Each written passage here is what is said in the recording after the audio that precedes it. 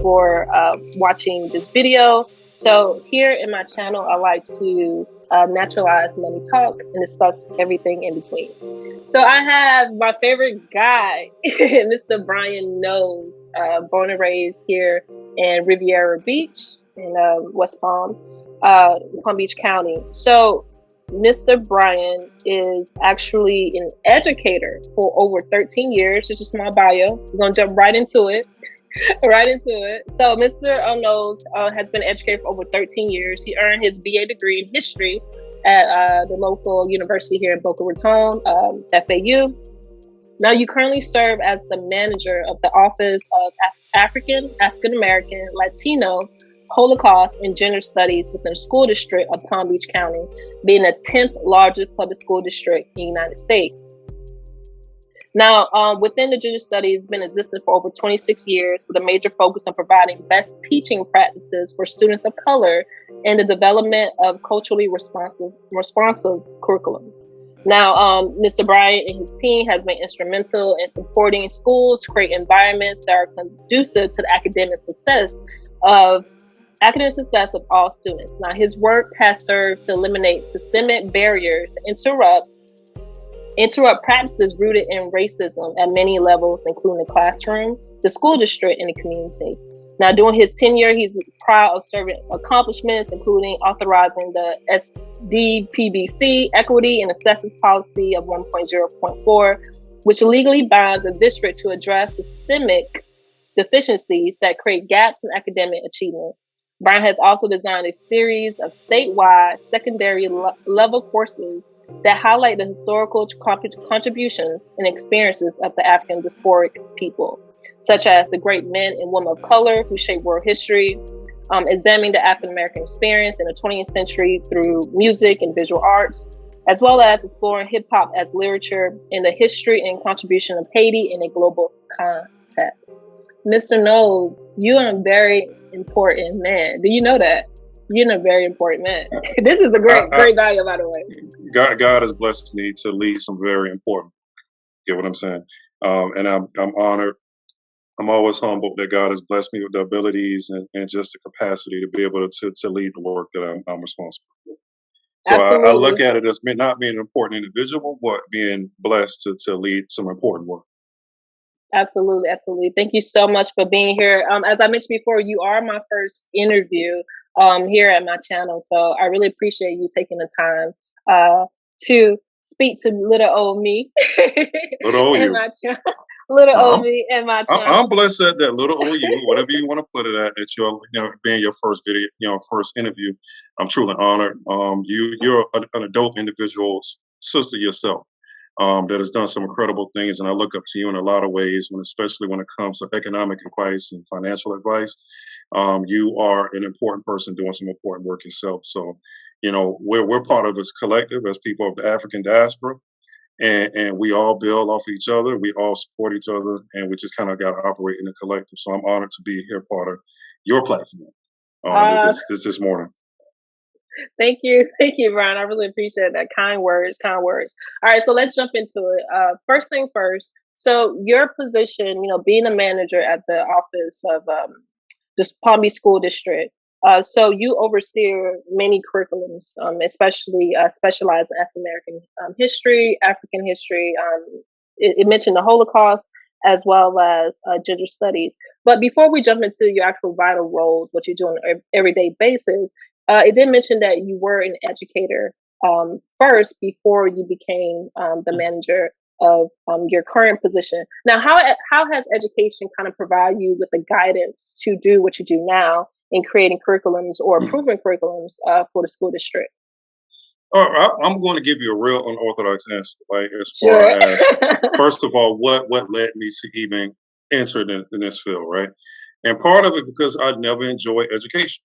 I never enjoyed school in the first place, right? So, coming up through high school, middle and elementary, whatever you want to call it, K through 12, I've, just like most, Black children, we have this zeal about learning, and eventually somewhere we lose it, right?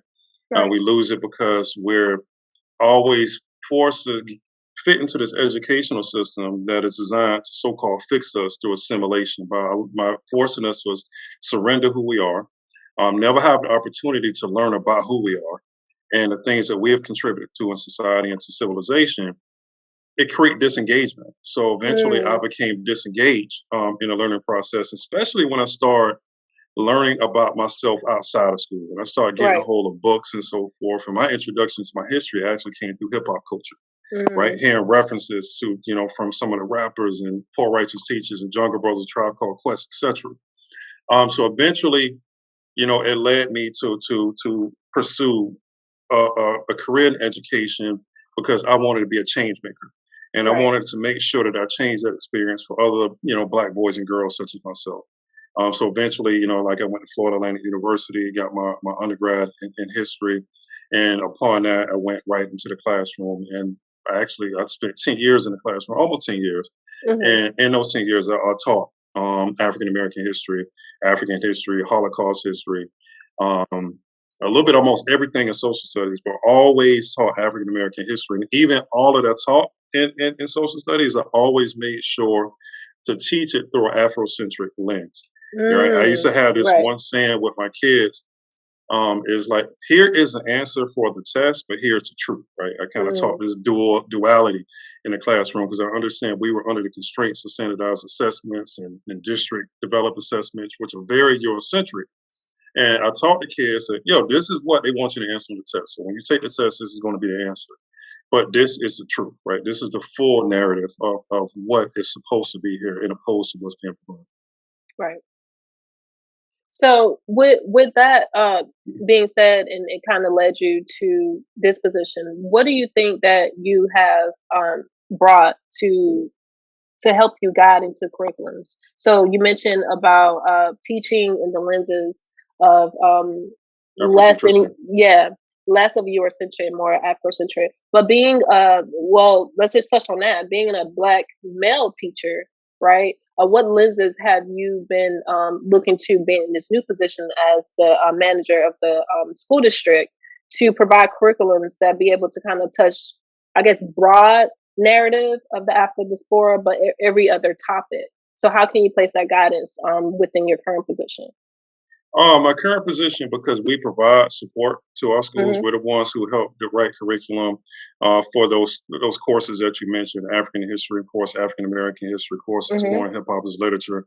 In addition to what we do, is we work with other core subject areas, Right. in social sciences and science, math, and science, ELA, and making sure that we build capacity with the curriculum developers on that end to make sure that they include our story as well within schools. Is Palm Beach County Schools where it should be? Absolutely hell not.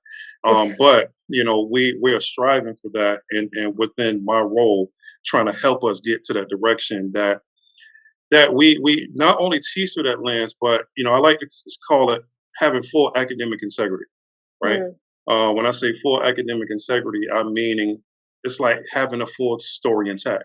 right. Not all of those parts that are missing, or telling it from a strictly Eurocentric perspective, right? Hmm. One of the things that when I first came to this role, looking at textbooks and instructional materials, you take something like a world history course, which is a graduation requirement, right? Hmm. Mostly, around 10th grade, every student in Palm Beach County has to take a world history course. But you look at the textbook which has been produced, and Africa, or the history of African people, is only a footnote in the book. We don't really come Hmm. into the scene to maybe chapter 25 in the book or something like that. Right. But then when we Right. come into the scene, we gloss over, West Africa. Then when we teach about Egypt, Kemet, we're not even part of that story, right? Hmm. Then we gloss over that and we go right to the middle passage. So our story is not intact. So in my current position is making sure that we accomplish what is known as academic integrity.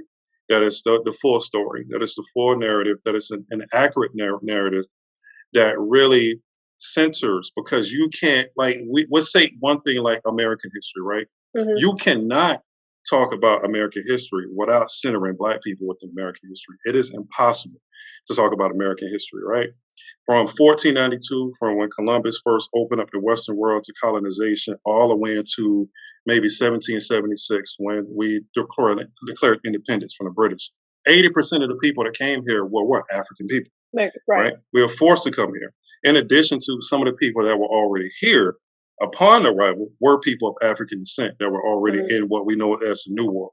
Mm-hmm. So telling those stories and understanding how we should be the center within just the history of the development of the Western Hemisphere is something that is vital, that is something that's needed, and is something that is needed for Black children, for they can see themselves and have that knowledge of self, so they can move forward and walk tall Mm-hmm. and walk with their back straight and understand that I come from greatness and I stand on the shoulders of greatness.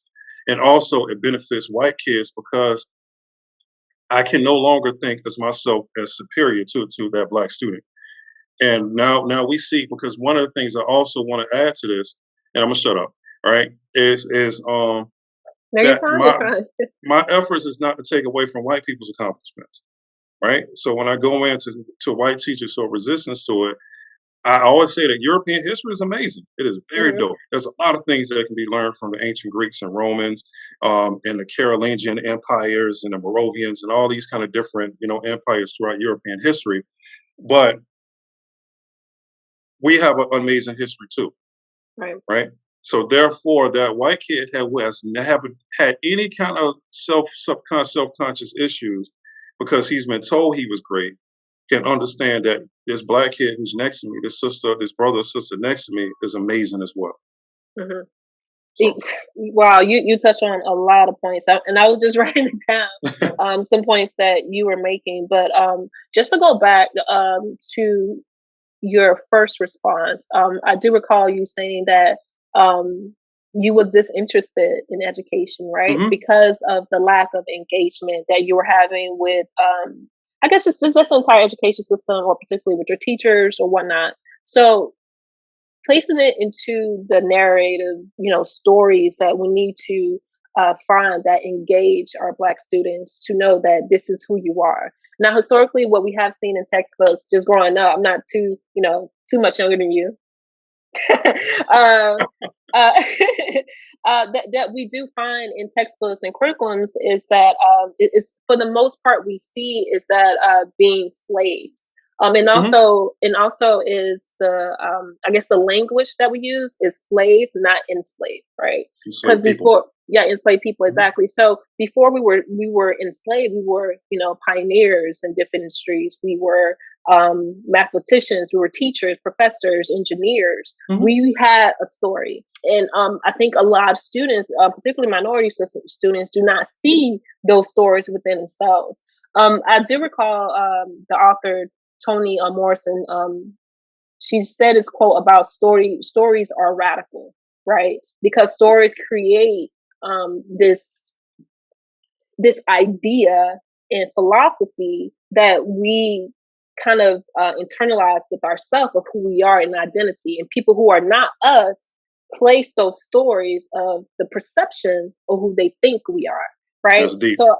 So I think that with your position is so vital. We talk about this from time to time about how can we engage more students to know that their ancestry and the generation before them had an identity, and those identities at bloodline are traces of who you are as well. So how does engagement increase within your curriculums, everything that you do? Does it place the teachers and the professors that are attending these workshops, or attending or teaching these curriculums, how has engagement increased in your experience, or do they ever hmm increase? They do. And one of the things I want to go back to what you said, right, is about stories and how a story what the sister Toni Morrison said, right, Hmm. is our history. And the reason why I stress this is not to because a lot of people view history as a recollection of facts, right? Right. I can't stand when people look at Black history and want to talk about just all these Black firsts and the first Black to do this or inventors and so forth. That's all great. That is all Right. good. But the purpose of it is that we need to recreate narratives. It's all around stories and narratives, right? That's the purpose of it, because there's been so much discipline and there's been so much academia hundreds of years of academia that's been devoted to dismantling our humanity as Black people, right? So Mm, the purpose of these narratives is to restore our humanity, is right. to create a narrative to show like, okay, during enslavement we fought back. We weren't slaves. We were African people who were enslaved, right? Exactly. So it's about recreating a narrative that counters the narrative that we were not humans, right? Mm, So therefore, with that being said, it creates engagement. Why for Black students? Is because Black students now feel affirmed, mm, right? I feel affirmed that I am somebody. I am right. human. I do belong here, right? Versus just feeling like, this is white people's world, this is white people's society, and I need to find a way to fit within it.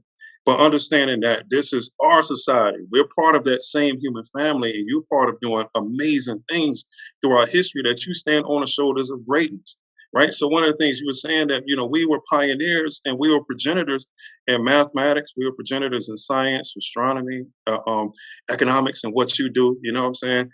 We came from immense wealth at one time, but unfortunately, we don't see it now because there was a Mm, lot of variables and different things through our history that we all need to learn. We need right. to understand what happened. What happened to African? We look at the African continent and you look up the poorest countries in the world, and most of them reside on the African continent, right? Mm, How do we get there from a point that the wealthiest person who ever existed in human history was an African man, till we get to the point that the most poorest country based on per capita income and is are on the African continent. Why, if on the Western Hemisphere, the first free Black republic in the Western Hemisphere is the poorest country in the Western Hemisphere? What mm, happened? So we need to start to we look at history to look at, see those things, right? right. So when kids hear these conversations, the engagement increases because they see I fit in now. They sit up. They want to hear about it. I can give you examples when I've been in and supporting schools and we bring in hip hop, for example, right? We teach all these lessons through hip hop. And at first, the kids are confused. They be like, what the hell is going on right there? This is not what school is, right? Right. Then all of a sudden, they're super engaged and they take complete ownership of the learning. Why? Because my history and culture is now invited into the classroom. Because Mm, before, I was told I don't fit. That this is, we only talk about Black people in February, right? And then the way I talk, the way I dress, the way my hair is, and all that kind of stuff is not acceptable because when you go on the school grounds, what is happening? Pull your pants up, boy. Cut your hair. Why are you talking like that? We're right. always being told that everything about us is deficient. So eventually Right. my humanity is deficient. I don't really fit in anywhere.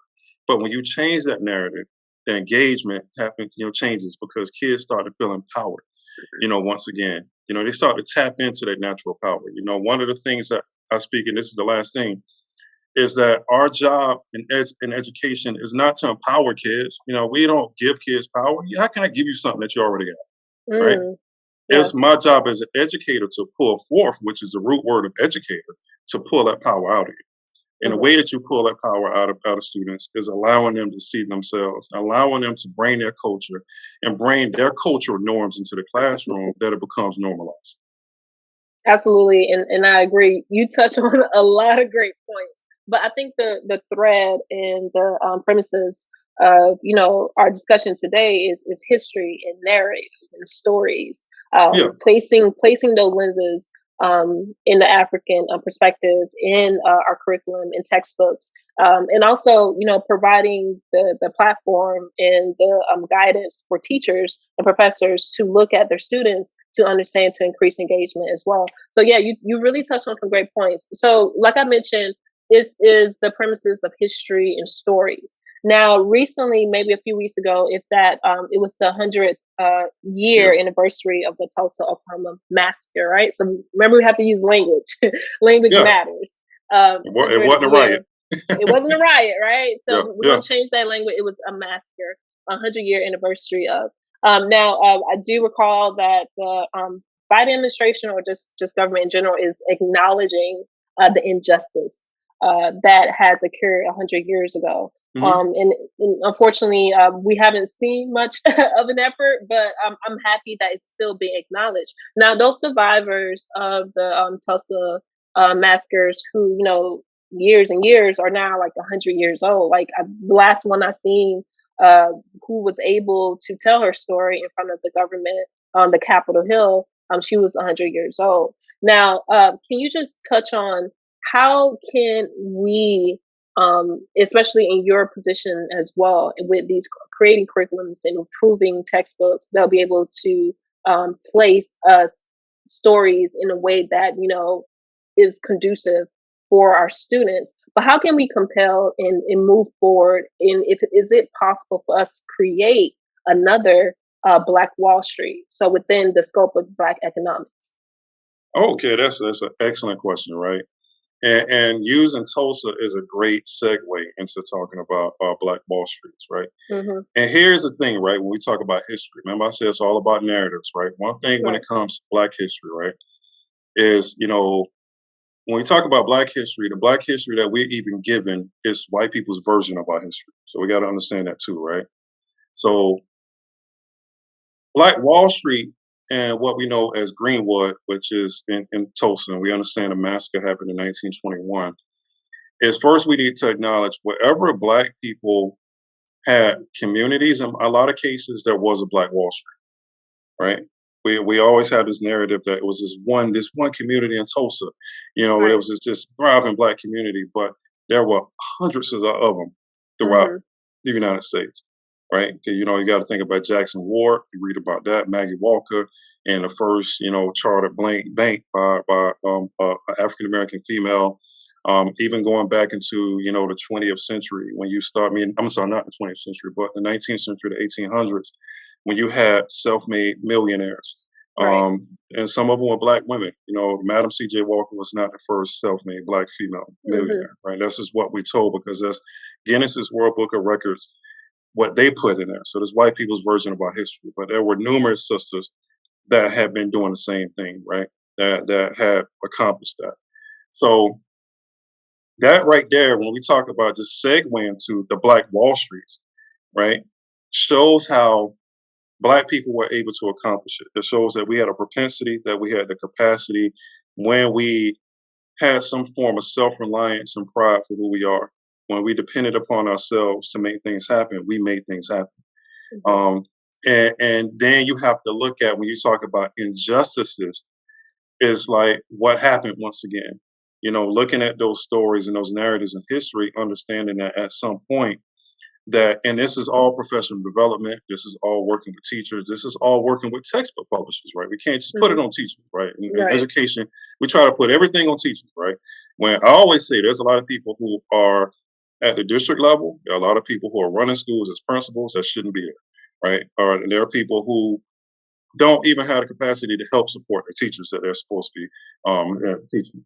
But working with teachers, working with textbook publishers, working through across the whole system to make sure that we include all of these stories and including these stories would inspire and are these younger generations that Black economics is possible.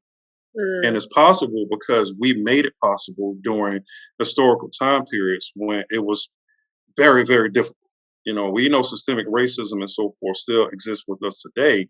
But think about during the Jim Crow era when you actually had laws in place, right? That said we couldn't go there and we couldn't do that. And sometimes as Black people, we're so resilient and we're so creative and we always find ways, passageways through all of those obstacles to succeed and find ways to thrive and prosper. That through those laws, that we started relying upon ourselves and we was making it happen. We know the success that was happening in Tulsa and Greenwood.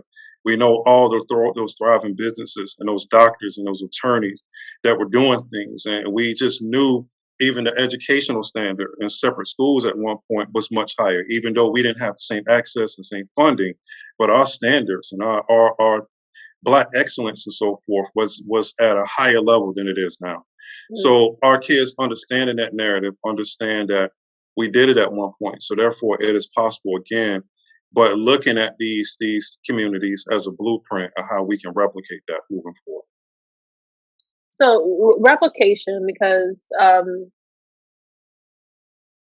to understand stories and to place ourselves within those stories, have an Mhm. identity, right? So with Tulsa as well, the impact it has made. Because the last the interview that I heard from the one of the survivors who's like 100, she mentioned about her mom and her father, who was professionals in the town, and they left with nothing, right? Okay.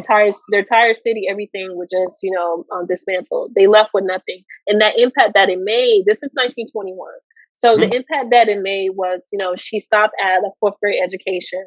Her parents could not show proof that they no longer are homeowners or previous homeowners. Insurance discrimination, because language matters. A lot Mhm. of insurance companies did not provide the funds for people who were insured in the town, simply because it was placed as a riot, and within the stipulations of their insurance policy, they Yeah. don't cover it, right? So there was a lot of strains of things that affected generations to come. Because even now, being 100 years old, she has a very strict and limited income.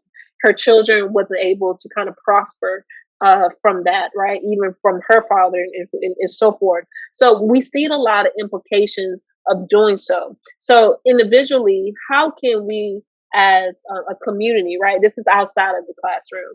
How Okay. can we, as a community, provide the blueprint for our students, provide the pride for instance, for them to see the identity that they may not see, because you are the leading advocate in your profession here in Palm Beach County school district, but we do have a lot of discrimination around the entire U.S. where they're not seeing this. They don't Yeah. have hip hop courses that reflect of the African diaspora and reflect the identity that minority students see. So how can us as individuals place that sort of guidance for our students outside of the classrooms? Well, I'm gonna say this, right? I'm gonna say a few things, and I was listening to everything you asked me, and just as you was just kind of taking notes in my head, right? Yeah. All right. So how can we do that and show the blueprint, right? It's through action, right? So, and I'm gonna go back to Greenwood once again, right? So 1921, we see the massacre, but one of the things that we do in history, right? We have a habit of looking at history real linear, right? That's the Mm, Western European way of looking at history. It's real dichotomous, it's just simple cause effect, linear, chapter one, chapter two, right? right. But we must understand that history is up and down, it's sideways, it's diagonal, it's all kinds of layers, right? It's like a Right. tapestry, right? Of all of this kind of stuff that's in it. So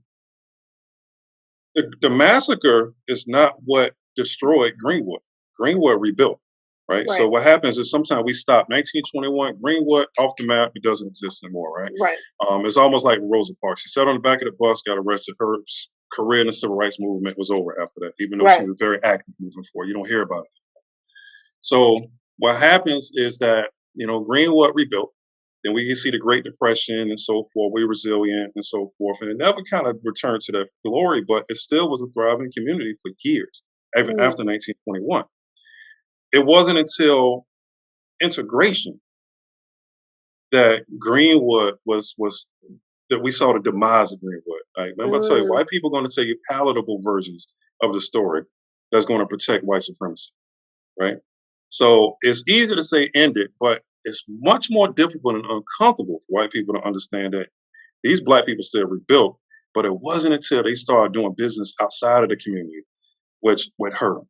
So when you ask, how do we say outside of the educational system provide that blueprint? We provide that blueprint by supporting black businesses, mm, right? We got black banks. Star open up an account with a black bank. We got one right here in South Florida, one United Bank, for example. I do my mm, spending in my one of my accounts with them, right? It's about when I have my daughter, because as and working in education, I have a personal interest in making sure that our kids are okay, right? Because one of my own is part of the education system. So she watches me support black businesses, do simple things when I'm on Instagram buying t-shirts that come from black businesses, right? I try to support black businesses as much as possible. Going to local venues and getting teas and stuff like that that some of our local brothers and sisters are making. So it's about supporting and regenerate, recycling our wealth and our money back into our communities. And one thing that we also need to get about narratives, because people say black people don't do business, right? We get one bad experience from somebody black, and we want to blanket all black businesses as if they're bad, right? Right. But when we go to one of these white establishments and we experience racism, they follow us through the store, we don't stop shopping there, right? We don't say Target is racist, right? After we get followed in a Target one day, right? We just go to Mhm. another one, right? So therefore, we need to get the narrative that black people don't do business right. In addition to, we need to stop saying that black people charge more for businesses, but and let you know until you can start supporting them in a large scale, then they can afford to lower their prices and so forth, to Right. increase their profit margin and those kind of different things. So it's just about leading by example. Learning our history, teaching our history, having conversations about our history, our true history in our households, and just modeling that behavior of black economics that we can create black Wall Streets in our community. And also, when we talk about history, making sure that when we talk about history, we include the narrative in a local context too, right? Right here in West Palm Beach, we have our own thriving black communities. Go Yeah. to the Northwest District. Take your kids to the Northwest District, right? Right. Right here down the street off of Tamarind and Palm Beach Lakes. You got all these plaques. You got these banners off of Rosemary that shows like these black professionals. You got the Vickers House right there. You got all of those. You got the Stormer 28 Memorial and all these different things, for example, right here in our backyard. So Mhm. making sure that we talk about the stories um, from history, not across the country. What's not relegated to just because I see a lot of stuff on social media. Black Wall Street, Tulsa. Let's talk Right. about all of them. Let's talk about Haiti in North Carolina, Durham, North Carolina. Let's talk about Jackson War. Let's talk about Birmingham. Let's talk about some of the stuff we were doing in Atlanta. Let's talk about Rosewood, right? Let's talk about right here in West Palm Beach. Let's talk about Delray. Let's talk Right. about, Overtown in Miami. And when we had thriving communities across the country to show multiple examples, in addition to showing examples from from what we do and how we spend our money within our community to our children. Right. Right. I totally agree on everything that you touch on, and you made some great points. I'm just writing a little bit about that, but I think one of the emphasis that you touch on is the black dollar, right? Uh-huh. What we have seen, and not only in Tulsa, is the success of the quote unquote Black Wall Street, is how the black dollar was circulating so fast in the community, and because of that, it thrived. When we say the black dollar or circulation, right? So if I am going to get a suit tailored or a dress tailored or seam or whatnot, I am paying my money to get, that black business money. While I'm waiting, let's say I want to go get a coffee or something, I go get coffee or go to a local diner or a movie theater. I want to meet up with a friend. We go to a local business. So the black dollar tends to circulate and stay in the community, whereas now the circulation is very low with the black dollar. So one things that I did pick up on what you were saying is being proactive in our own life because Mhm. we see history on, like you mentioned, on a linear uh, perspective, and it's solely it's because it's what we see, but we're not being proactive in engaging and finding those stories that is out there, like you mentioned in Rosewood and in Haiti, for example, with our independence. We don't see those stories for ourselves because we're being fed this like small micro version of who we are in our identity. So Mhm. that's really good that you mentioned about the black dollar and the circulation.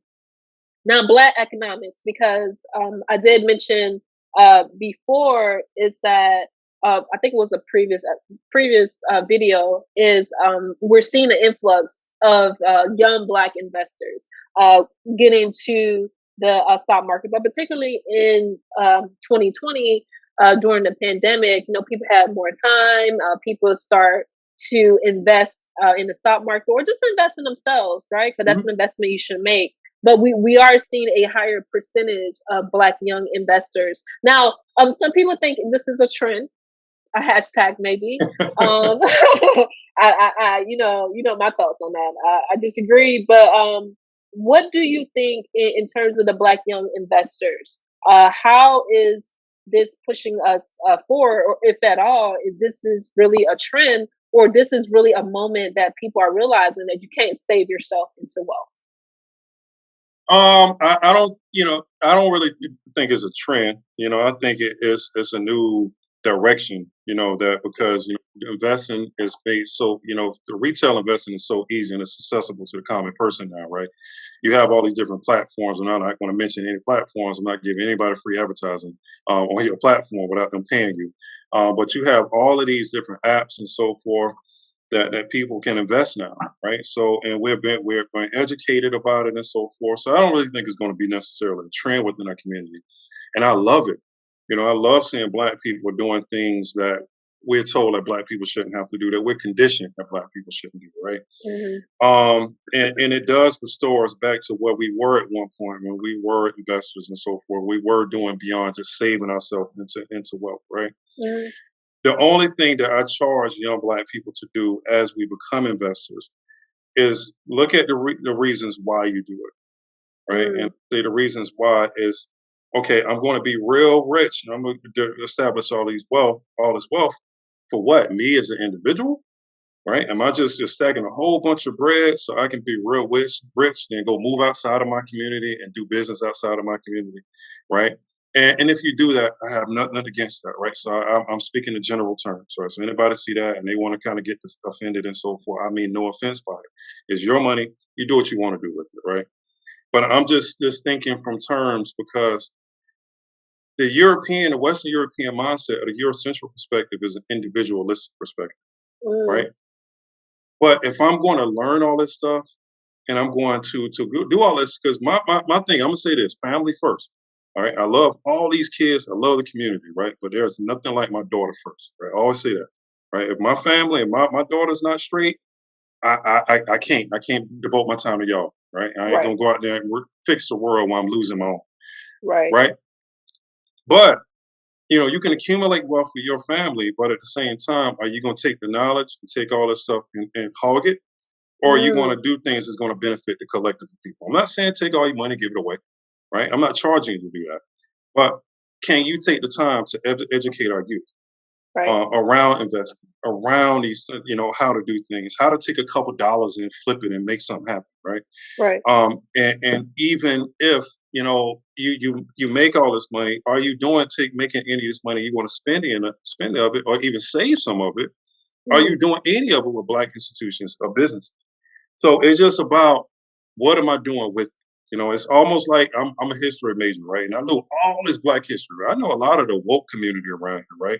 They get in drum circles and so forth. Not, what I'm saying, some in general. And we're gonna share all this knowledge in our circle, but yet, and we're gonna complain about the school system is not doing, but we're not doing anything to educate the youth about what we need. So we're Accountability. holding on to Right. it. Yeah, we're holding on to it, and that's I can't take all this stuff and all this knowledge and so forth and empower myself as a Black individual without Mm. taking this stuff and helping provide or improving the conditions of my people as a whole. Like I have a huge responsibility. As Mm. soon as I learn this and as soon as I invest, I understand that I have a responsibility to go back to my community and help uplift my community. Not in a way that I'm condescending, because I don't believe in a talented tenth. Like I need to look down to my people, but make sure that I can go back to my community as a partner, as part of the community, not outside Mm. of looking down on my community, but a part of my community as an equal within our community, and say, "Hey, bro, I got some stuff. Come with me," and that's up to the people from that point on. But making Mhm. sure that I have a responsibility and I'm taking the things that I'm learning and the things that I'm gaining to benefit my people.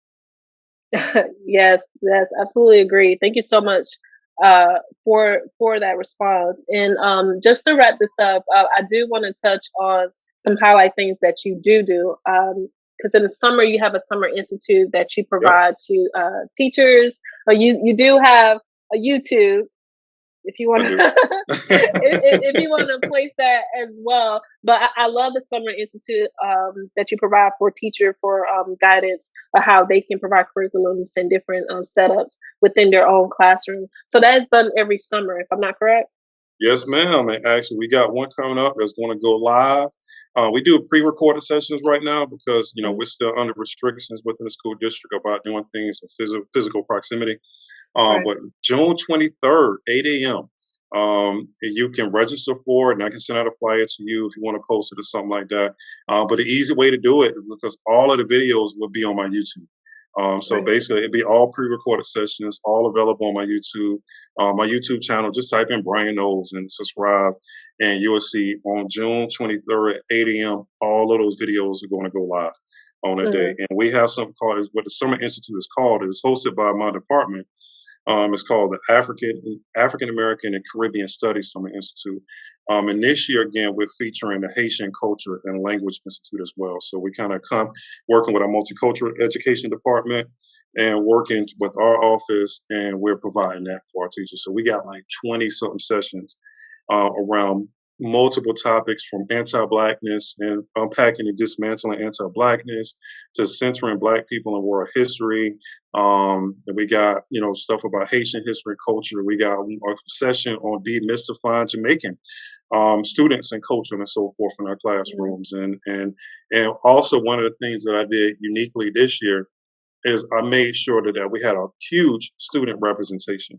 So we got sessions that are hosted by our students. On Nice. theory. We can't fix the education system by trying to find solutions for kids without not having their voice involved. It makes no Exactly. sense. Exactly. I can't stand when Mm-hmm. I hear like us old heads talking about, oh, this is engaging. This is going to be fun for the kids without talking to them. It might be fun to Mm-hmm. me, but this is a different generation. So you Right. need their voice and their input in developing solutions. So, yeah. So June Thank you. 23rd, 8 a.m. So June 23rd. Thank you.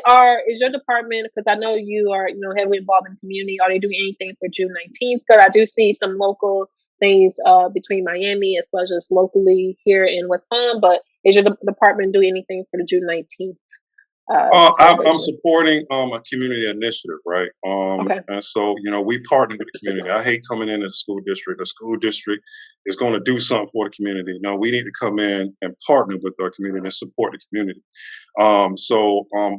There's something at the Rivera Beach Marina on June 9th, on Juneteenth, on the day of Juneteenth, that Saturday. Hmm. One of my good friends and almost like family, Sakina Kelly, and another young lady named Brittany Mitchell.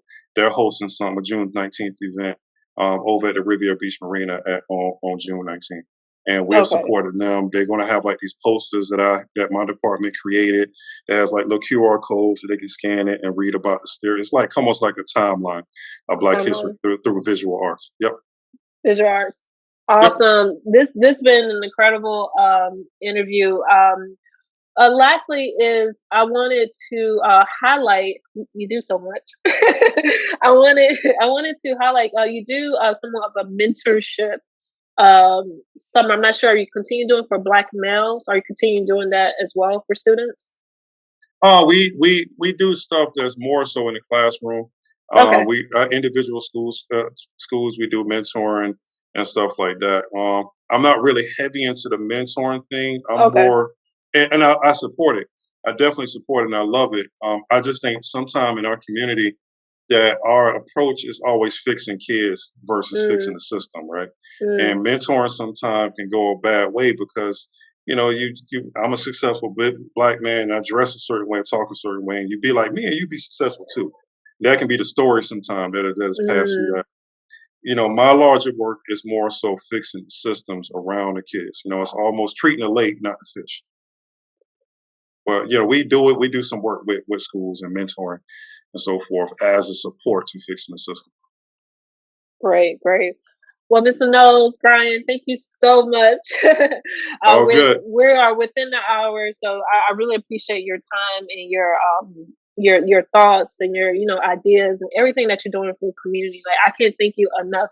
Me and you are friends outside of the platform, and I Yeah. always like to hear your thoughts on everything on the social level, Black economics, what we are, perceiving and the identity that we have within ourselves. So I really appreciate it again. So if you guys would like to attend the Summer Institute, like you mentioned, I will provide that link below, as well as if you want to check out Mr. Knowles YouTube, which is great.